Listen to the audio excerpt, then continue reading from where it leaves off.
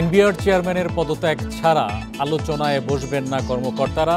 দাবি আদায় না হলে ২৮ জুন থেকে কমপ্লিট শাটডাউন। নবায়নযোগ্য জ্বালানি রূপান্তরে বাজেটে পদক্ষেপ নেই দাবি সিপিডির। শিল্পে গ্যাস সংকটে খেলাপি ঋণ বাড়ার শঙ্কা। পাইপলাইনে চট্টগ্রাম থেকে ঢাকায় বাণিজ্যিকভাবে জ্বালানি তেল সরবরাহ শুরু। বছরে সাশ্রয় হবে ২৩৬ কোটি টাকা।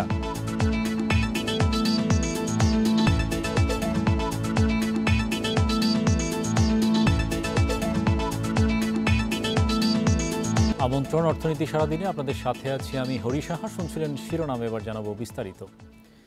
চেয়ারম্যান পদত্যাগ না করা পর্যন্ত কোনো আলোচনা করবে না এনবিআর সংস্কার ঐক্য পরিষদ। বৃহস্পতিবার বিকেলে সংবাদ সম্মেলনে এমন ঘোষণা দেন ঐক্য পরিষদের সভাপতি তারেক রিকাবদার। তিনি বলেন, সমস্যা নিরসনে আলোচনার জন্য অর্থ উপদেষ্টার কাছ থেকে কোনো আমন্ত্রণও পাননি তারা, তাই দমন নিপীড়ন করে যৌক্তিক আন্দোলন রুখতে পারবে না। এদিকে আজ বেলা ১২টা থেকে বিকাল ৫টা পর্যন্ত সারা দেশে কলম বিরতি কর্মসূচি পালন করেন কর্মকর্তা কর্মচারীরা। এছাড়া ২৮ জুন থেকে লাগাতার কমপ্লিট শাটডাউন ঘোষণা করা হয়েছে। পাশাপাশি মার্চ টু এনবিআর কর্মসূচিও দেয়া হয়েছে। এদিকে বিকেলে অর্থ উপদেষ্টার সাথে আলোচনায় চলমান সংকট সমাধান হবে বলে আশা জানিয়েছেন এনবিআর চেয়ারম্যান। ফ্যাসিস্ট আওয়ামী সরকারের এজেন্ডা বাস্তবায়নকারী ৪৪ আমলার তালিকায় থাকা ৩ নম্বরে থাকা এবং দেশ ও রাজস্ব ব্যবস্থাকে অস্থিতিশীল করার অপচেষ্টায় লিপ্ত এনবিআর এর বর্তমান চেয়ারম্যানকে আগামী ২৭ জুন ২০২৫ খ্রিস্টাব্দ তারিখের মধ্যে অপসারণ করা না হলে ২৮ জুন ২০২৫ খ্রিস্টাব্দ তারিখ থেকে ট্যাক্স, কাস্টমস, ভ্যাট বিভাগের সকল দপ্তরে লাগাতার কমপ্লিট শাটডাউন চলবে। যুক্তরাষ্ট্র ও তুরস্ক সফর শেষে পররাষ্ট্র মন্ত্রণালয়ে সাংবাদিকদের ব্রিফ করছেন পররাষ্ট্র উপদেষ্টা তৌহিদ হোসেন। আমরা এখন সরাসরি যুক্ত হচ্ছি সেখানে। অব্যাহত থাকে অন্তত নৈতিক সমর্থন সেটুকুকে বহাল রাখার জন্য এই সভাগুলো কাজ করেছে। মাননীয় উপদেষ্টা, আমি তো জানতে চাচ্ছিলাম যে ইরান ইসরায়েলের যুদ্ধ এখন বিরতি আছে। ইরান থেকে ১০০ জন মানুষের আগামী ১০০ বাংলাদেশির আগামী আজকে দিনের মধ্যে ২৬ জন পাকিস্তানের সীমানার মধ্যে পৌঁছবে এবং সেখান থেকে পাকিস্তান সরকার তাদেরকে করাচি পর্যন্ত নিয়ে যাওয়ার ব্যবস্থা করবে। সেখান থেকে তারা বাইরে আর ফিরে আসতে পারবে। এই হলো সিচুয়েশন।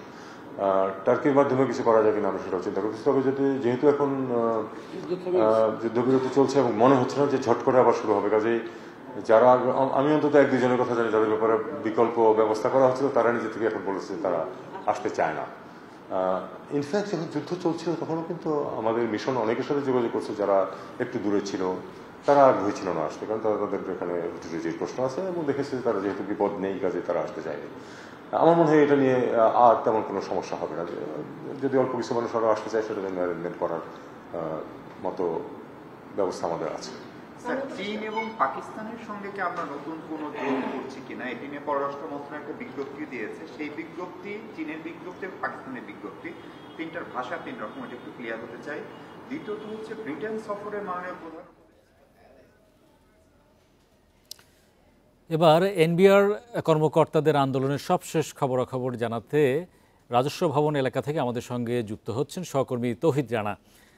রানা, সংস্কার আন্দোলনে যারা জড়িত হয়েছেন সেই নেতারা আসলে কি বলছেন এই যে এনবিআর বিষয়ে?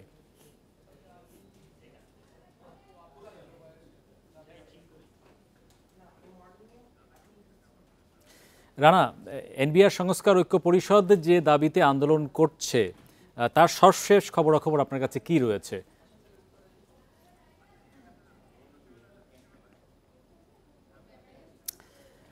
রানার সঙ্গে আমরা সংযুক্ত হতে পারিনি, বিচ্ছিন্ন হয়েছে। এনবিআর সংস্কার ঐক্য পরিষদের দাবি দেওয়া নিয়ে অর্থ মন্ত্রণালয়ের অর্থ উপদেষ্টার সঙ্গেও কর্মকর্তাদের বৈঠকের আহ্বান জানানো হয়েছিল সচিবালয়ে। সে বিষয়ে জানাতে আমাদের সঙ্গে যুক্ত হচ্ছেন সহকর্মী হাসিব মাহমুদ। হাসিব, কি খবর আছে আপনার কাছে?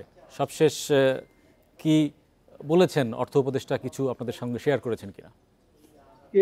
বিকেল ৫টার সময় অর্থ উপদেষ্টার সাথে এনবিআর এর একটি প্রতিনিধি দলের বৈঠক হওয়ার কথা ছিল বা এখনো আছে।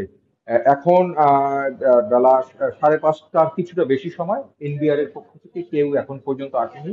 এনবিআর চেয়ারম্যান সচিবালয়ে অফিস করেন, তিনি ইতিমধ্যে কিন্তু সচিবালয়ে অবস্থান করছেন। এবং আমরা যেটি শুনতে পেরেছি, এনবিআর এর যেসব কর্মকর্তা বা তাদের আন্দোলনে যারা রয়েছেন তাদের এখানে যোগ দেওয়ার কথা ছিল, কিন্তু এনবিআর এর ওখানে যারা যেহেতু আন্দোলন চলমান রয়েছে তাদের কাউকে আসতে দেওয়া হয়নি। তার এখন যে দাবিটা চলছে এনবিআর এর পক্ষ থেকে, সেটি হলো যে এনবিআর এর চেয়ারম্যান, সেই চেয়ারম্যানের পদত্যাগ তারা চাচ্ছেন কর্মচারীরা, এবং একই সাথে যে সরকার যে অধ্যাদেশটা জারি করেছেন তারা তারা বাতিল চাচ্ছে। মূলত এনবিআর এর যে চেয়ারম্যান আছেন তাকে পদত্যাগের পরই আসলে তারা আলোচনায় বসতে যাচ্ছেন। অর্থ উপদেষ্টা এই মুহূর্তে অর্থ মন্ত্রণালয়ে তার রুমে অপেক্ষা করছেন এনবিআর এর পক্ষ থেকে কেউ আসবে কিনা। গণমাধ্যম কর্মীরা অপেক্ষা করছেন, কিন্তু আমরা বিকেল 5টার সময় এই বৈঠকটি শুরু হওয়ার কথা থাকলে এখন 5:30টার বেশি হয়েছে, কিন্তু এখন পর্যন্ত কেউ না আসায় বৈঠকটি শুরু হতে পারেনি। আমরা হয়তো বা অর্থ উপদেষ্টা মহোদয় আরো যতক্ষণ সময় অপেক্ষা করবেন আমরা তার জন্য অপেক্ষা করব, আসলে এই বৈঠকটি হবে কি হবে না সেটি আসলে দেখার জন্য।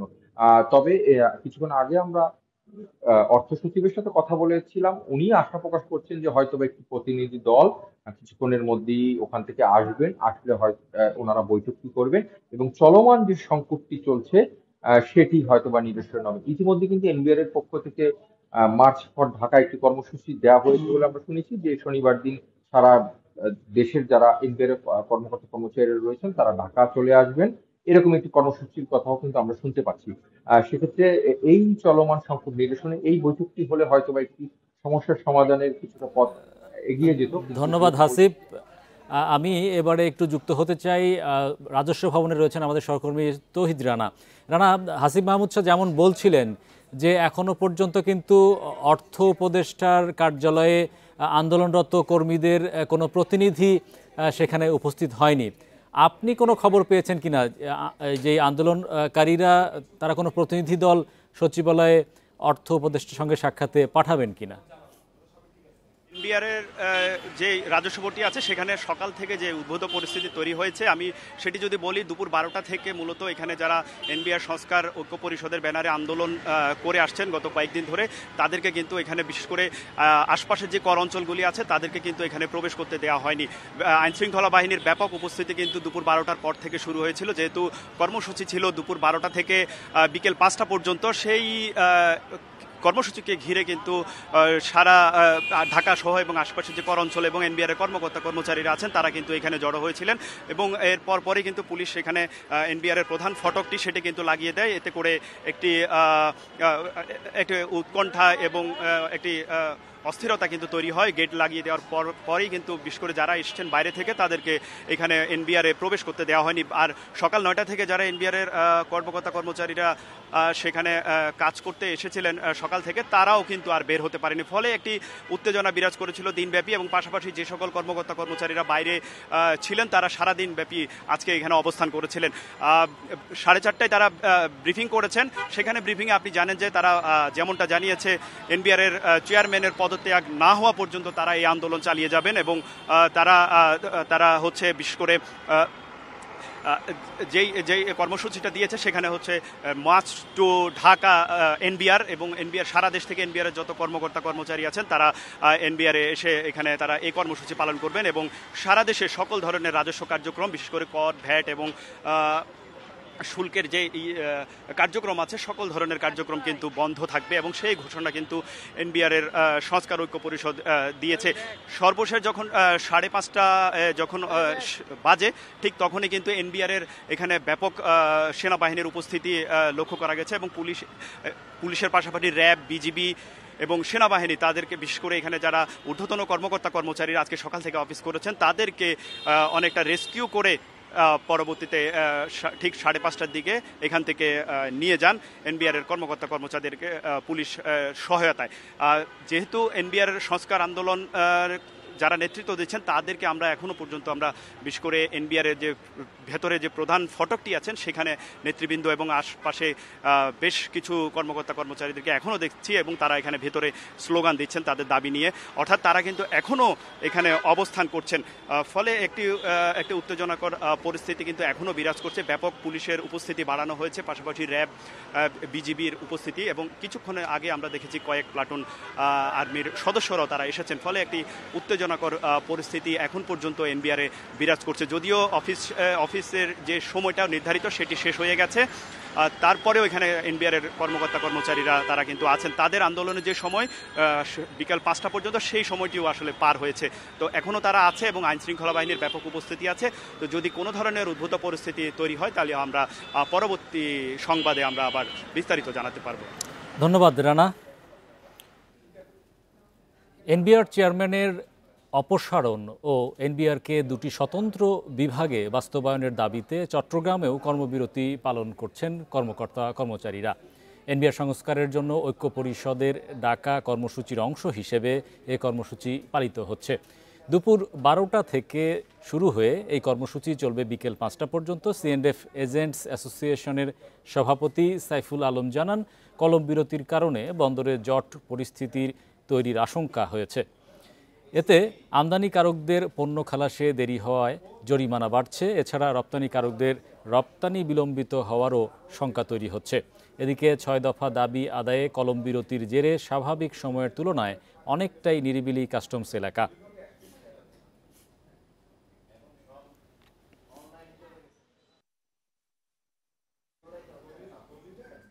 এইভাবে চলতে থাকলে আগের মতো সব জট হবে, পোর্টে জট হবে, এখানে শিপিং এজেন্টের ড্যামারেজ বাড়বে, পোর্টে ড্যামারেজ বাড়বে, সব কিছু মিলিয়ে আমদানিকারকদের ঝামেলা হবে। জীবাশ্মের পরিবর্তে নবায়নযোগ্য জ্বালানির রূপান্তরে বাজেটে তেমন কোনো পদক্ষেপ নেই। স্থানীয় গ্যাস অনুসন্ধানে যথেষ্ট গুরুত্ব পাচ্ছে না, বাড়ছে এলএনজির আমদানি নির্ভরতা। সেই সঙ্গে জ্বালানি সংকটে শিল্প মালিকরা ঋণ খেলাপি হওয়ার শঙ্কায়। বৃহস্পতিবার রাজধানীর মহাখালীতে বাজেট আলোচনায় এসব তথ্য উঠে আসে। ক্যাবের উপদেষ্টা বলেন, জ্বালানি খাতের নিয়ন্ত্রক প্রতিষ্ঠানগুলো ফ্যাসিস্টের মতো আচরণ করছে। বিদ্যুৎ খাতের অতিরিক্ত উৎপাদন সক্ষমতা থাকলেও জ্বালানির অভাবে নিরবচ্ছিন্ন সেবা মিলছে না। সেই সঙ্গে গ্রিডের দুর্বলতায় লোডশেডিংও হচ্ছে। গবেষকরা বলছেন, দাম সমন্বয়ের ভুল পদ্ধতিতে প্রতি লিটার ডিজেলে ভোক্তাকে বাড়তি দিতে হচ্ছে 5 থেকে 10 টাকা। শিল্পে গ্যাসের দাম 40 ভাগ বাড়লেও এলএনজি আমদানি ভ্যাট অব্যাহতি পেয়েছে। জাতীয় বাজেট পর্যালোচনায় সিপিডি বলছে, নবায়নযোগ্য বিদ্যুতের যন্ত্রপাতি আমদানিতে কর হার কমেনি। বাজেটে বিদ্যুৎ জ্বালানি খাতে বরাদ্দ 22,520 কোটি টাকা, যেখানে উন্নয়ন খাতে ব্যয় কমলেও বেড়েছে পরিচালন খরচের লক্ষ্য। এই বাজেট কোল এক্সট্রাকশন করার কথা বলছে, বড় পুকুরিয়া থেকে এলএনজি ইম্পোর্ট করার কথা বলছে। তখন আমাদের কাছে মনে হয় যে হ্যাঁ, 1-0 যেটা শূন্য কার্বন নির্গমন, সেখানে আসলে বর্তমান সরকার উল্টো পথে হাঁটছে। আলোচনায় পোশাক ও বস্ত্রশিল্পের ব্যবসায়ীরা বলেন, বিদ্যুৎ ও জ্বালানি সংকটে কারখানার উৎপাদন কমেছে 40%, বেড়েছে খরচ ও ঋণের সুদের চাপ। যদি কোনো ধরনের বিদ্যুৎ বা গ্যাসের ইন্টারাপশন হয়, আমাদের পুরো ফ্যাব্রিকটা নষ্ট হয়ে যায়, শেড নষ্ট হয়ে যায়, এবং সেখানে আমরা হিউজ লস করি। তো এই কারণে আমাদের চাহিদা ছিল যে আনইন্টারাপ্টেড গ্যাস দেওয়া হোক, বিদ্যুৎ দেওয়া হোক, যেটা এখন পর্যন্ত আমরা বাড়তি দামে দেওয়ার পরও আমরা সমস্যার মধ্যে আছি। বাপেক্সের মুনাফা ও গ্যাস ডেভেলপমেন্ট ফান্ড ব্যবহার করে গ্যাস কূপ খননের তাগিদ দেন আলোচকরা। বিদ্যুৎ জ্বালানি খাতের সংস্কারের ধীর গতির সমালোচনা করেন বক্তারা। গ্যাস উন্নয়ন তহবিল যখন গঠন করা হয়, বিআরসির এক্স চেয়ারম্যান তখনকার লোকজনের প্রকৃত দেশপ্রেম ছিল। তখনকার লোকজন আমাদের সঙ্গে কথাবার্তা বলে সিদ্ধান্ত নিত। এখন তারা ফ্যাসিস্টের চরমতম পর্যায়ে একটু শিখে গেছে। আলোচকরা বলেন, সম্প্রতি কয়েক ডজন সোলার প্ল্যান্টের টেন্ডার আহ্বান করা হলেও তেমন আগ্রহ দেখা যায়নি। তাদের মতে, সরকারি নীতির ধারাবাহিকতা না থাকায় ভীত বিনিয়োগকারীরা। যদি আমরা ইকুইপমেন্ট যেগুলো, হরি সাহা, ইন্ডিপেন্ডেন্ট নিউজ, ঢাকা। সুযোগ থাকলেও বাজেটে নতুন কিছু করতে পারেনি অন্তর্বর্তী সরকার। বৃহস্পতিবার বনানীতে গবেষণা সংস্থা পলিসি রিসার্চ ইনস্টিটিউট আয়োজিত এক সেমিনারে এসব কথা বলেন বক্তারা। এ সময় বক্তারা আরও বলেন, বিপুল অঙ্কের খেলাপি ঋণ সমন্বয়ে সরকারকে আরও ভাবতে হবে। বিশেষ করে রাজস্ব আদায়ে আরও কার্যকর পদক্ষেপ নিতে হবে। 5.5% প্রবৃদ্ধি ধরা হলেও তা নিয়ে অর্থনীতিতে গতি আনা কঠিন হবে। এলডিসি চ্যালেঞ্জ মোকাবিলায় সুনির্দিষ্ট নির্দেশনা নেই, পাশাপাশি শিক্ষা, স্বাস্থ্য, সামাজিক নিরাপত্তা খাতের বরাদ্দ কম নিয়েও সমালোচনা করেন বক্তারা। দেশের সড়ক, নৌ, বিমান ও রেল বিভাগ এক মন্ত্রণালয়ের অধীনে আনা উচিত বলেও জানান আলোচকরা।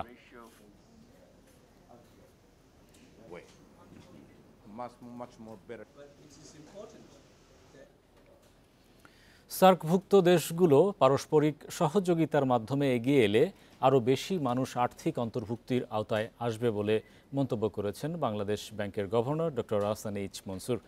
তিনি বলেন, এখনও বহু মানুষ আর্থিক নেটওয়ার্কের বাইরে আছে। রাজধানীর একটি হোটেলে 47তম SAARC finance governors group meeting ও সিম্পোজিয়ামের উদ্বোধনী অনুষ্ঠানে এসব কথা বলেন তিনি। আরও জানান, দক্ষিণ এশিয়ায় 25% মানুষ এখনও ব্যাংকিং সেবার বাইরে আছে। তাদের আর্থিক অন্তর্ভুক্তি ব্যবস্থা গড়ে তোলা এখন একটি বড় চ্যালেঞ্জ।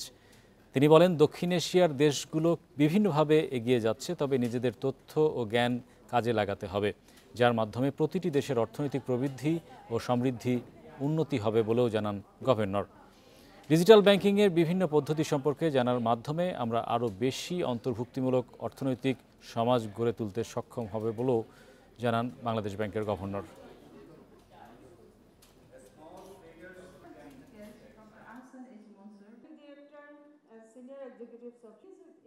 একটা সম্মিলিত একটা অর্থনৈতিক অঞ্চলের মধ্যে যতটুকু সম্ভব সামঞ্জস্যতা আনা বা হারমোনাইজেশন যেটাকে আমরা বলি, এবং একই সাথে ফাইন্যান্সিয়াল ইন্টিগ্রেশনটাকে নিয়ে আসা।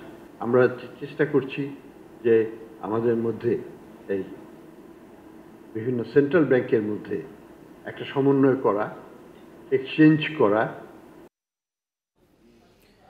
প্রবাসীদের জন্য অফশোর ব্যাংকিং সেবার পরিধি বাড়িয়েছে বাংলাদেশ ব্যাংক। ফলে এখন থেকে প্রবাসী বা বিদেশি গ্রাহকদের বিভিন্ন বাণিজ্য সংশ্লিষ্ট সেবা দিতে পারবে অফশোর ব্যাংকগুলো। বুধবার এ বিষয়ে বিজ্ঞপ্তি জারি করে কেন্দ্রীয় ব্যাংক। এতে বলা হয়, নির্দেশনা মেনে এখন থেকে অফশোর ব্যাংকিং ইউনিটগুলো প্রবাসী বা বিদেশি হিসাবধারী গ্রাহকদের অ্যাডভাইজিং, আদায় ও পরিশোধ নিষ্পত্তির মতো বাণিজ্যিক সেবা দিতে পারবে। কেন্দ্রীয় ব্যাংকের নির্দেশনা অনুযায়ী অনুমোদিত যে কোনো পেমেন্ট সার্ভিস প্রোভাইডারের মাধ্যমে গ্রাহকের হিসাবে রেমিটেন্স জমা দেওয়ার জন্য প্রয়োজনীয় ব্যবস্থা নিতে পারবে অফশোর ব্যাংকিং ইউনিট। নতুন নির্দেশনার ফলে প্রবাসীদের ব্যাংকিং সেবা আরও সহজ হবে বলে মত সংশ্লিষ্টদের।